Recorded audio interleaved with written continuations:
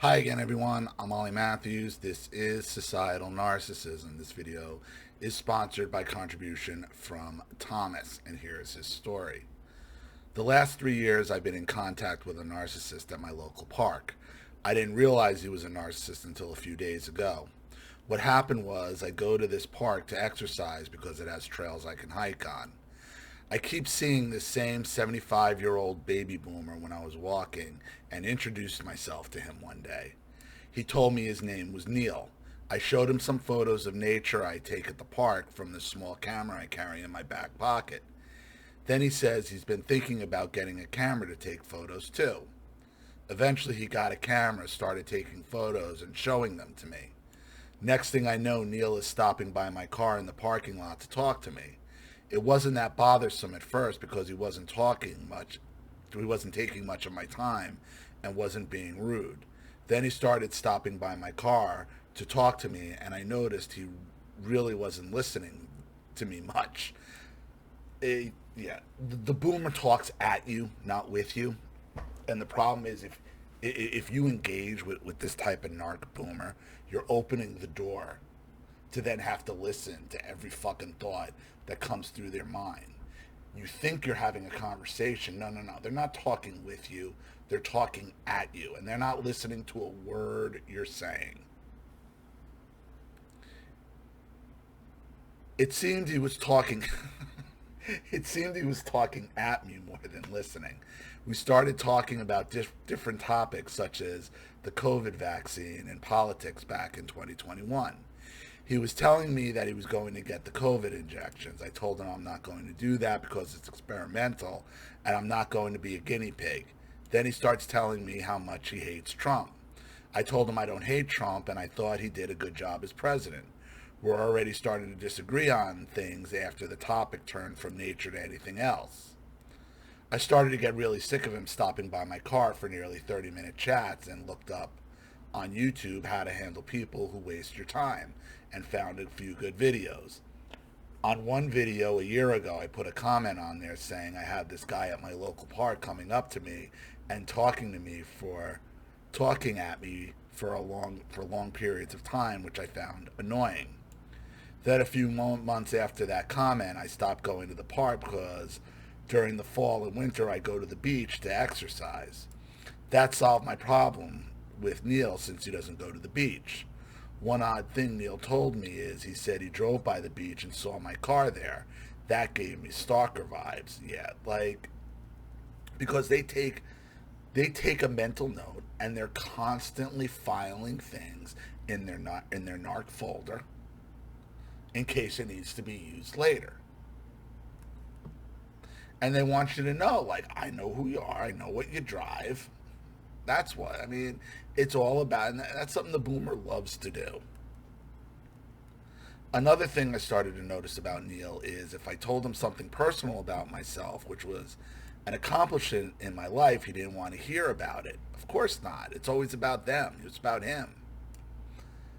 And this is why you don't talk to them in the first place, because anything you tell them, you're going to be gaslighted on, or they're not going to be interested in the first place.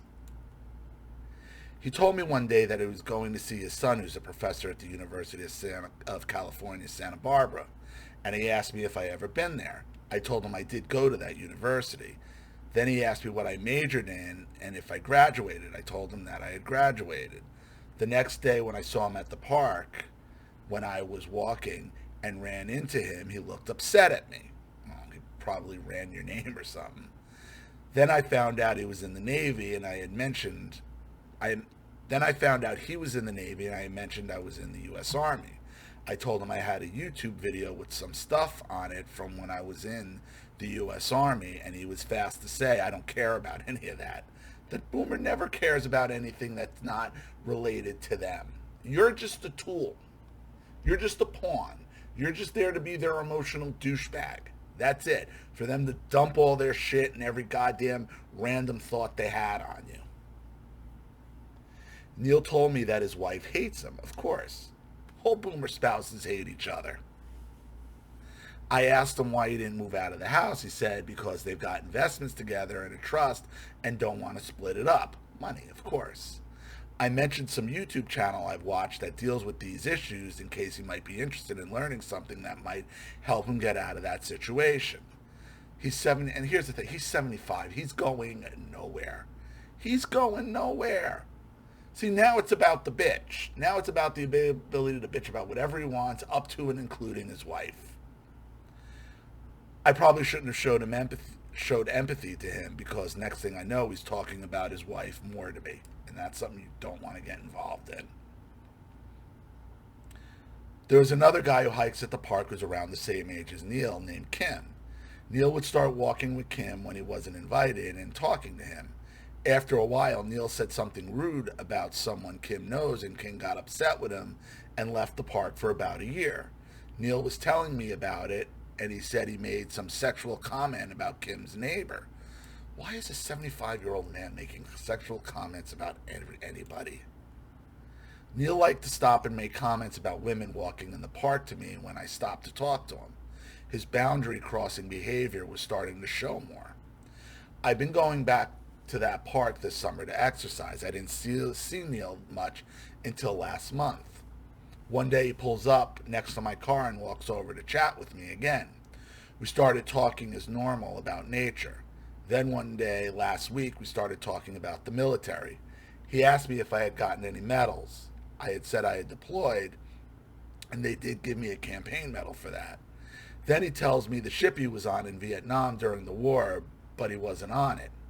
I told him, you have to be on the ship within 12 miles of the coast of a conflict zone for 30 days to get the medal. Apparently he was trying to fool me into thinking he was a Vietnam veteran. The next day, Neil pulls up to my car to talk to me. He started being rude by saying, I need to get a newer car eventually. You buying it? You buying it, Neil? We going, come on. We'll go down to the dealership. You're buying.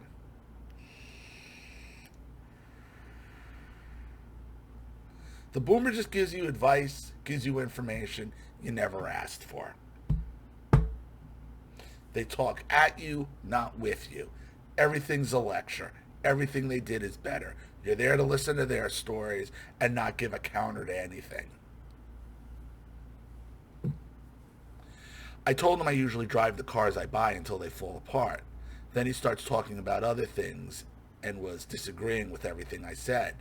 I mentioned to him at the grocery store, I see those vegan meals on sale, 80% off, because no one buys that crap. Then he says to me he buys vegan meals. I asked him if he's a vegan. He says he's not a vegan, but he buys the vegan meals. I doubt he buys vegan cheesecake, and was just being disagreeable for my reaction, maybe. Or he's just cheap, or he'll just like my mother, just anything on sale, she'll buy it. She would buy it and stockpile it, just to have it. Just to say she got a deal on it. That's when I started to tell myself not to give him a positive or negative reaction at all. I started to do that, and he got a phone call and said it was his son, and then left me alone. The next day, Neil pulls up to my car to talk to me again. This time he walks over to my window, and the first thing he says to me is, I've been thinking about it, and I don't want to be feeding those squirrels anymore because they can attract predators.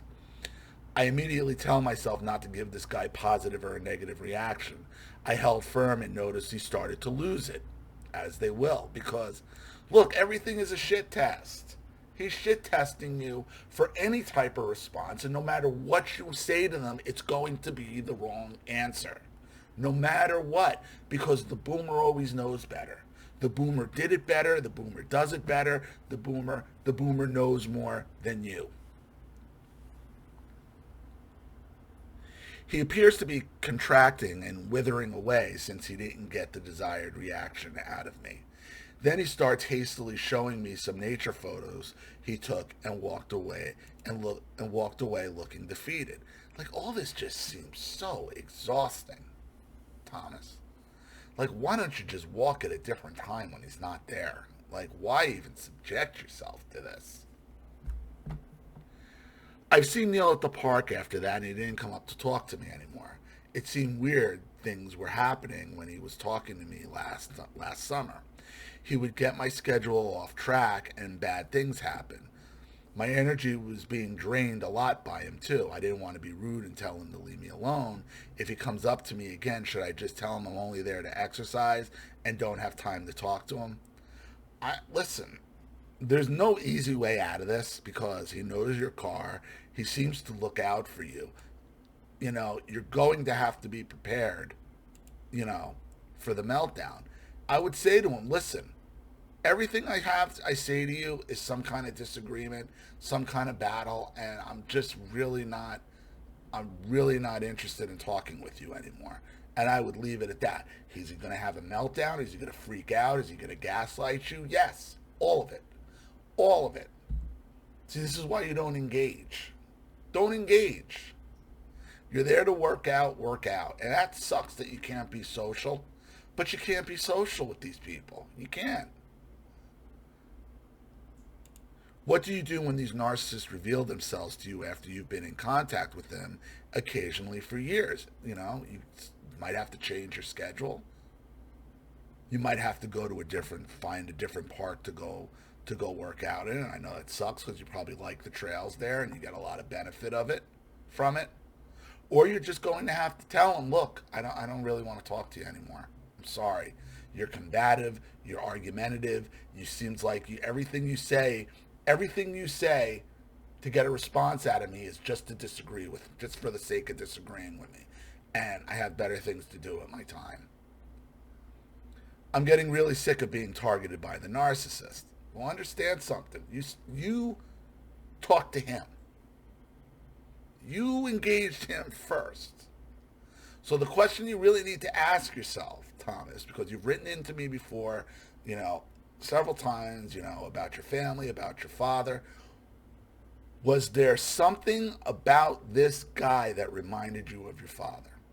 That reminded you of a narcissist, reminded you of somebody in your life where you're continuing the cycle where you engaged him in the first place? Because you engaged him first. I just wanted to get some exercise and find out if I've been in contact with a narcissist for years at my local park. That bothers me. Should I have waited for the pattern of narcissistic behavior to show or cut him off the first time he showed a red flag, Thomas? You should have cut him off immediately. You probably shouldn't have approached him in the first place. And I would venture to guess, if you take a step back and analyze this guy for who he is, and analyze your father, or analyze whoever, your mother, I guarantee you're seeing the same patterns of behavior. I remember with your mother's the same deal. Everything she does is better. I remember with her house and all that. You keep being attracted to the same type of narcissist that abused you in the first place. And this sucks. And this is where you're going to have to police yourself. Before you engage somebody, you got to ask yourself, why do I want to engage this person in the first place? Am I picking up signs that from my previous abusers and this guy, and that's what's drawing me to them? Hoping I can subconsciously hoping I can break the cycle somehow. And you can't, because these people are unchangeable. The baby boomer is not interested in your real opinions, in your real accomplishments. They're interested in denigrating them in order to make themselves feel better about themselves. They talk at you, not with you. So I hope that helps. Thank you so much, Thomas, for the contribution and the story. I really appreciate it. Thank you to everybody watching. Please leave any opinions or advice in the comment section below. And again, if you want your story read on the channel, you have a topic you'd like me to cover, something you'd like to expose, you'd like to set up a Skype, a phone call, have a private video made, you'd like to sponsor a video like this for someone who needs help and can't afford it, or just make a contribution to the channel in general to keep it supported, growing, and successful, because this channel survives 100% on contributions from all of you. Without you guys, all of this goes away. So if you like what you see here and you want to see more videos like this, you know what to do with either the Cash App, Zelle, PayPal, and email links in the description box below. Also, please like and share this video wherever you can. Subscribe to my channel if you haven't, and be sure to click the subscription bell to be notified of all my video uploads. Also, be sure to subscribe to both my Rumble channels. Follow me on Twitter and Telegram as well. I'm Ollie Matthews. This has been Societal Narcissism. Take care, everyone.